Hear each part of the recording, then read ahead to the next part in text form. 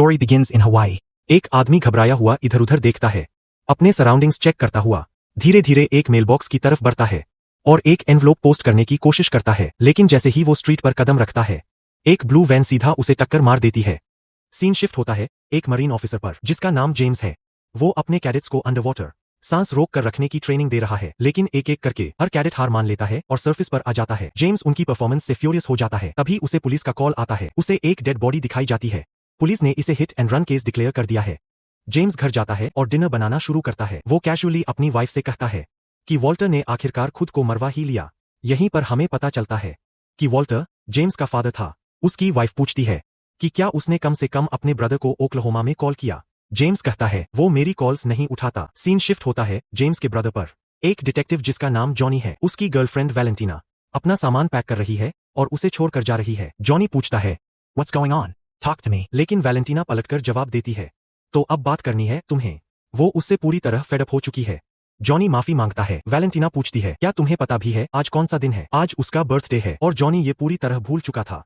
वो कितना भी रिक्वेस्ट करे वैलेंटीना रुकने से मना कर देती है और उसे छोड़कर चली जाती है। तभी जॉनी को कॉल आता है जेम्स की वाइफ इलाका। वो बताती है कि उसके फादर का देहांत हो गया है और फ्यूनरल कल है। वो उम्मीद करती है कि जॉनी आएगा, लेकिन जॉनी कहता है कि उसने जेम्स से 10 साल से बात नहीं की, 20 साल से हवाई नहीं गया, तो अब जाने की कोई जरूरत नहीं है। लेकिन तभी बाथरूम में 2 आदमी पीछे से आते हैं और उसके गले पर नाइफ रख देते हैं। वो कहते हैं तुम्हारे फादर वॉल्टर ने तुम्हें एक पैकेज भेजा है। वो कहाँ है? जॉनी समझाता है कि उसने वॉल्टर से बचपन के बाद कभी बात नहीं की। जो भी वो ढूंढ रहे हैं वॉल्टर उसे जॉनी को नहीं भेजता।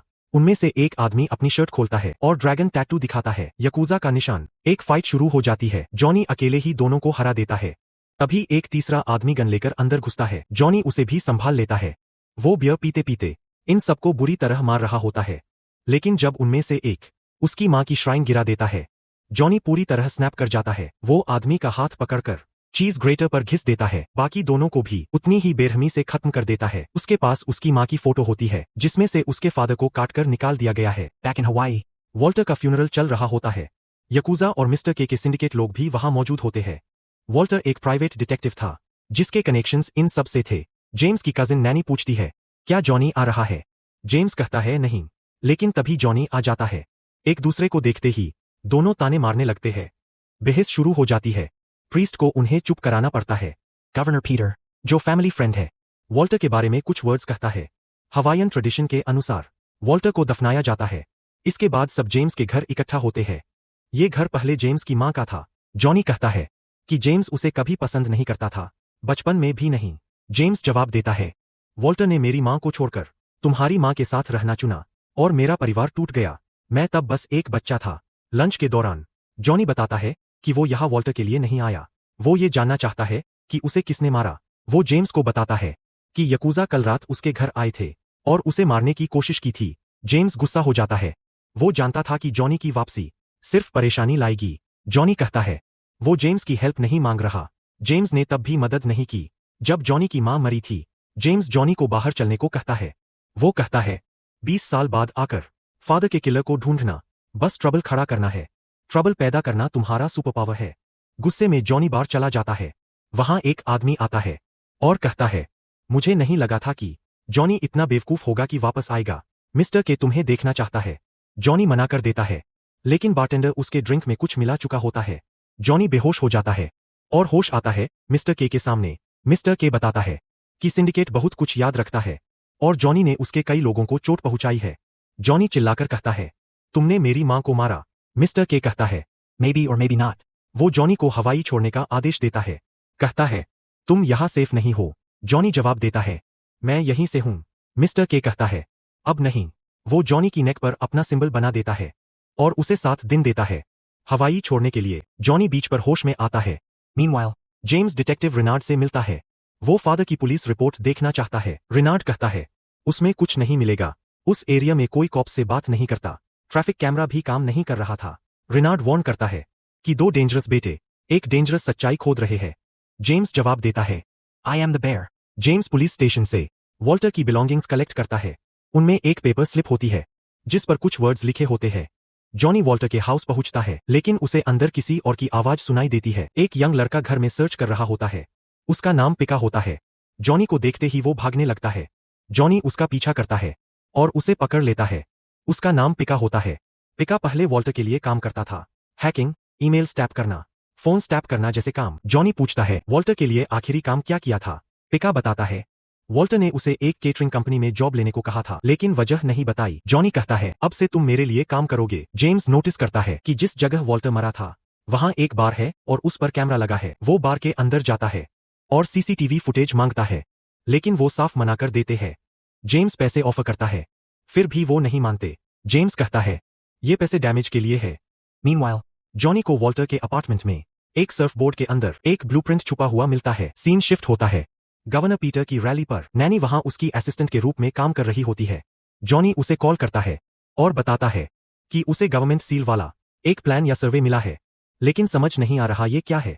नैनी कहती है, वो ऑफिस जाकर डेटाबेस एक्सेस कर सकती है, बस उसे उस प्लान पर लिखा 8 डिजिट नंबर चाहिए। तभी अपार्टमेंट में कोई घुसता है। वो जेम्स होता है। जॉनी पूछता है, तुम यहाँ क्या कर रहे हो? जेम्स जवाब देता है, वही जो तुम कर रहे हो। जेम्स उसे सीसीटीवी फुटेज दिखाता है। ब्लू वैन पर कोई एल। जॉनी पिका से कहता है कि केटरिंग कंपनी के पास्ट और फ्यूचर इवेंट्स की लिस्ट निकाले। दोनों भाई कार में बैठते हैं, अब भी बहस करते हुए, और वहां से निकल जाते हैं। तभी एक दूसरी कार सीधे उनकी कार से टकरा जाती है। दूसरी कार में बैठा आदमी हवा में गन फायर करता है। जेम्स उसे शूट कर देता है। जॉनी कार से बाहर कूदता है और बाहर से फायर करता है। जेम्स अपनी कार की रूफ पर चढ़ता है और अटैकर की कार पर जंप करता है। जॉनी चिल्लाता है, जंप ऑफ करो। जेम्स अटैकर की कार उड़ा देता है। And warning. जॉनी 911 कॉल करता है और अटैक रिपोर्ट करता है। जेम्स गुस्से में चिल्लाता है, तुमने मेरी कार उड़ा दी। जॉनी जवाब देता है, लेकिन मैंने तुम्हारी जान बचाई। रिनार्ड बताता है कि वो चारों यकूजा हिटर्स थे जिन्हें उन्होंने वहीं खत्म कर दिया। रिनार्ड ये भी रिवील करता है कि जॉनी अभी कॉप भी नहीं है, वो सस्पेंडेड ऑफिसर है। जेम्स रिनार्ड को सीसीटीवी वीडियो दे देता है। रिनार्ड आखिरी वार्निंग देता है, ये सब दोबारा इस आइलैंड पर नहीं होना चाहिए, वरना वो उन्हें छोड़ने वाला नहीं है। नैनी दोनों भाइयों को बताती है कि ब्लूप्रिंट किस प्रॉपर्टी के लिए था। East side of the island की प्रॉपर्टी रोबिशो फर्म ने कमीशन किया था। मार्कस रोबिशो एक बड़ा डेवलपर है। संभव है वॉल्टर उसके लिए काम कर रहा था। जेम्स कहता है, रोबिशो यहाँ कैसीनो बना रहा है। ब्लूप्रिंट के पीछे कैसीनो का मार्किंग है, लेकिन गैम्बलिंग यहाँ इलीगल है, तो ये कोई सेंस नहीं बनाता। नेक्स्ट डे दोनों भाई उस प्रॉपर्टी पर जाते हैं। वहां एक हवाईयन कम्युनिटी रह रही होती है। जेम्स पूछता है, ये जमीन किसकी है? लोग कहते हैं, ये जमीन हम सबकी है और यहाँ हर कोई वेलकम है। एक वुमन बताती है कि वो लोग इस जमीन की रक्षा के लिए यहाँ है। उन्हें पता है लोग इसे छीनने आएंगे। तभी जॉनी को पिका का कॉल आता है। पुलिस ने बीच पर एक ब्लू वैन ढूंढ रही है। ड्राइवर गवर्नर के ऑफिस का एक लो लेवल अकाउंटेंट था। वैन और ड्राइवर दोनों को एविडेंस मिटाने के लिए पानी में फेंका गया था। जॉनी सभी ब्लू वान्स की लिस्ट देखता है। वो पिका से कहता है, हयाशी इंपोर्ट्स की जांच करो, वही एकमात्र जापानीज नाम था। सीन शिफ्ट होता है रोबिशो के हाउस पर एक इवेंट में। पिका पहले से वहां वेटर बनकर मौजूद होता है। थोड़ी देर बाद जॉनी और जेम्स भी वेटर के डिस्गाइज में वहां पहुंचते हैं। पिका उन्हें कहता है कि एक दूसरे से दूर रहना, क्योंकि साथ में वो दी रॉक के ट्विन सन्स जैसे लगते हैं। जॉनी क्राउड में एक वुमन को फॉलो करता है और उसके साथ फ्लर्ट करना स्टार्ट करता है। तभी उसे पता चलता है कि वह वॉल्टर को जानती थी। उसे कोई आइडिया नहीं था कि वॉल्टर मर चुका है। इस वुमन ने अपने हस्बैंड की एक्टिविटीज इन्वेस्टिगेट करने के लिए वॉल्टर को हायर किया था, और उसका हस्बैंड कोई और नहीं बल्कि मार्कस रोबिशो है। जेम्स की मुलाकात एक जापानीज मैन से होती है। उसके बिजनेस कार्ड पर लिखा होता है हियाशी इंपोर्ट्स। जेम्स उसे बताता है कि उसे पता है कि उन्होंने एक ब्लू वैन मिसप्लेस कर दी थी। इस बीच मोनिका रिवील करती है कि वह डिवोर्स ले रही है और बिना किसी लेवरेज के चीजें उसके लिए अच्छी नहीं होंगी, मतलब मार्कस उसे अलाइव जाने नहीं देगा। मोनिका कहती है कि यहाँ बात करना सेफ नहीं है और जॉनी से कहती है कि वह कल उससे मिलने आए। वापस जेम्स के पास जापानीज मैन कहता है कि फ्रॉग कभी रोड क्रॉस करते समय दोनों तरफ नहीं देखता। वह वॉल्टर की बात कर रहा होता है। तभी उस आदमी का फोन बजने लगता है। मार्कस के मैन जॉनी और जेम्स दोनों के पास आते हैं और उन्हें मार्कस के पास ले जाते हैं। वे बताते हैं कि वे वॉल्टर के सन्स हैं। मार्कस कहता है कि उसने वॉल्टर को फुल पेमेंट दिया था, यहां तक कि बोनस भी दिया। जॉनी पूछता है, you hired Walter? Marcus explain करता है कि उसे सस्पेक्ट था कि उसकी वाइफ उसे चीट कर रही है, इसलिए उसने वॉल्टर से उसका टेल करवाया था। जॉनी टेबल पर रखे ग्रेनेड से कैजुअली खेलना शुरू करता है। जेम्स टेबल पर सेवियर्ड फिंगर्स का एक सेट नोटिस करता है। जॉनी और जेम्स वहां से निकल जाते हैं। मार्कस अपनी वाइफ की फोटो उठाता है और मटर करता है, now what have you done? थोड़ी देर बाद जॉनी देखता है कि मार्कस की वाइफ एक बिल्डिंग से गिर चुकी है। वह डेड होती है। जॉनी फ्यूरियस हो जाता है। वह सीधे मार्कस के हाउस पहुंचता है और गार्ड से फाइट करना शुरू कर देता है, लेकिन गार्ड्स जल्दी ही उसे ओवरपावर कर लेते हैं। वे उसे टास्क करते हैं और ग्राउंड पर गिरा देते हैं। जॉनी मार्कस से कहता है कि उसे पता है कि उसने उसकी वाइफ और उसके डैड दोनों को मारा है। लेकिन मार्कस अपने मैन से पुलिस कॉल करने को कहता है। जॉनी अरेस्ट हो जाता है। गवर्नर पीटर वहां आता है और कहता है कि मार्कस ने उसके रिक्वेस्ट पर चार्जेस ड्रॉप कर दिए हैं। पीटर जॉनी से कहता है कि वॉल्टर के अंदर एक डार्कनेस थी, ऐसी डार्कनेस जिसने उसकी लाइफ की हर अच्छी चीज डिस्ट्रॉय कर दी, और वही डार्कनेस अब जॉनी और जेम्स के अंदर भी है। लेकिन उन दोनों के पास वो चीज है जो वॉल्टर के पास कभी नहीं थी, एक brother. Section 4, the brothers fight. जैसे ही जॉनी जेल से बाहर आता है, जेम्स उस पर एक्सप्लोड हो जाता है। वह कहता है कि तुम जो मन में आए वो नहीं कर सकते, ये सब करने से तुम्हारी मॉम वापस नहीं आएगी। जॉनी जेम्स पर पंचेस चलाना शुरू कर देता है।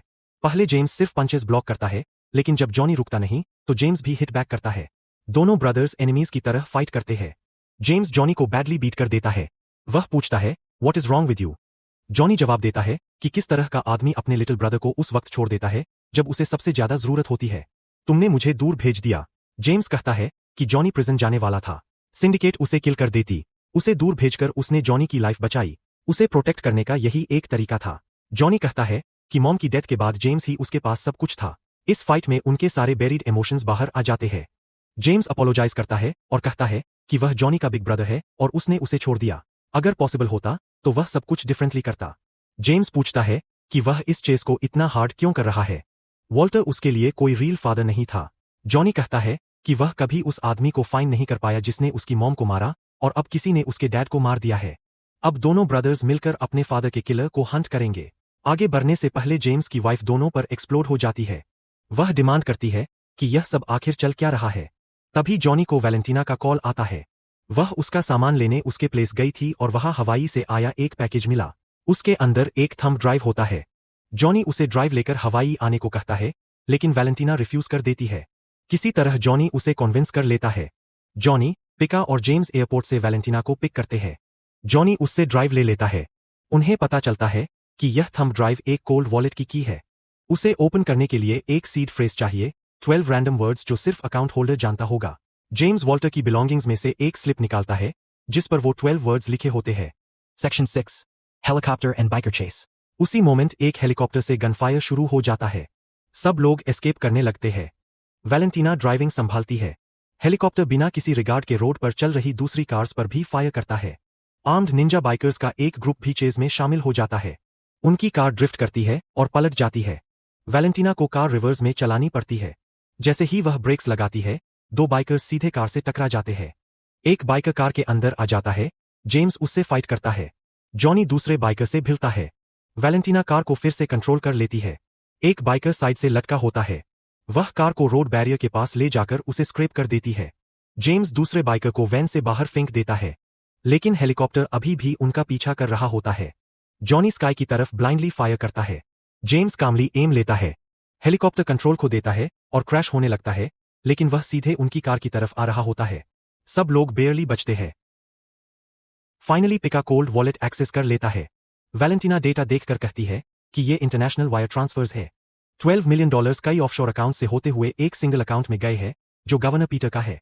जॉनी और जेम्स शॉक्ड रह जाते हैं। अब सब कुछ सेंस बनाने लगता है। मार्कस को हवाई की लैंड चाहिए अपने कैसीनो रिसोर्ट के लिए, और गैम्बलिंग को लीगल कराने के लिए उसे गवर्नर चाहिए था, इसलिए उसने $12 मिलियन देकर उसे बाय कर लिया। मार्कस को टेल करते वक्त वॉल्टर को शायद यह सीक्रेट पता चल गया था। इसी बीच नैनी पीटर को मार्कस के ड्रॉन प्लान्स दिखाती है। पीटर प्रॉमिस करता है कि वह ऐसा होने नहीं देगा। घर पहुंचकर जॉनी और जेम्स अंदर आते हैं। जेम्स अपनी वाइफ को कॉल करता है, लेकिन उसका फोन वही हाउस में वाइब्रेट करता है। जेम्स अपने किड्स को ढूंढता है और उन्हें बाथरूम में टेरिफाइड हालत में पाता है। उसका सन बताता है कि वे मम्मी को ले गए हैं। जेम्स अपने बच्चों को हक करता है। मार्कस उन्हें एक वीडियो भेजता है जिसमें नैनी और जेम्स की वाइफ दोनों उसकी कस्टडी में होते हैं। वह डिमांड करता है थंब ड्राइव के बदले उनकी लाइव्स। जॉनी और जेम्स गन्स को बैग में लोड करते हैं और मार्कस के हाउस पर अटैक करते हैं। अंदर घुसते हुए वे गार्ड्स को 1 by 1 साइलेंटली एलिमिनेट करते हैं। जब एक कार अलार्म बजता है और गार्ड्स उस तरफ मूव करते हैं तो उन्हें डिस्टेंस से पिक ऑफ कर दिया जाता है। जॉनी और जेम्स बॉडीज का ट्रेल छोड़ते हुए आगे बढ़ते हैं। हाउस के अंदर मार्कस नोटिस करता है कि उसके आउटसाइड गार्ड्स वॉकी टॉकी पर रिस्पॉन्ड नहीं कर रहे। लाइट्स फ्लिकर करने लगती है। लाइट्स चेक करने गया गार्ड पूल में डेड बॉडीज देखता है। जॉनी पीछे से आकर उसे खत्म कर देता है। मार्कस नाकामुरा और उसके यकूजा मैन को जॉनी और जेम्स से डील करने भेजता है। जेम्स सभी यकूजा मेंबर्स पर एक साथ चार्ज कर देता है और उन्हें 1 by 1 टेक डाउन करता है। वह एक आदमी को हैमर से मारने लगता है, लेकिन जॉनी उसे रोक देता है और कहता है कि वह ऑलरेडी डेड है। जॉनी और जेम्स नैनी और इला को फ्री करते हैं। इला जेम्स से कहती है कि वह जॉनी का बैकअप करे, वे खुद निकल जाएंगी। नाकामुरा जेम्स पर फायर करता है और दोनों ब्रूटल फाइट में उलझ जाते हैं। जॉनी मार्कस को एस्केप करने से पहले रोक लेता है। मार्कस टॉन्ट करता है कि उसे मारना उसके फादर को मारने से ज्यादा मुश्किल है। जेम्स नाकामुरा की बोन्स तोड़ देता है और उसे फिनिश कर देता है। दूसरी तरफ मार्कस जॉनी पर हैवी पड़ता है। वह कहता है कि क्या तुम्हें सच में लगा कि तुम मुझे रोक लोगे? तुम सिर्फ एक मॉस्कीटो हो। 1 साल में मेरा कैसीनो बन जाएगा और कोई मुझे नहीं रोक पाएगा। तुम्हारे फादर, तुम और जेम्स सब फॉर नथिंग मरोगे। जॉनी मार्कस के ग्रेनेड की पिन दिखाता है। ग्रेनेड एक्सप्लोड हो जाता है। जेम्स वाटर में डाइव करके जॉनी को बचाता है और अपने ड्राउनिंग ब्रदर को सरफेस पर खींच लाता है। जॉनी सर्वाइव कर जाता है। गवर्नर पीटर अरेस्ट हो जाता है और यहीं यह स्टोरी खत्म होती है। कमेंट्स में बताइए कि आपको यह एक्सप्लेनेशन कैसा लगा। वीडियो को लाइक करना और चैनल को सब्सक्राइब करना मत भूलिए।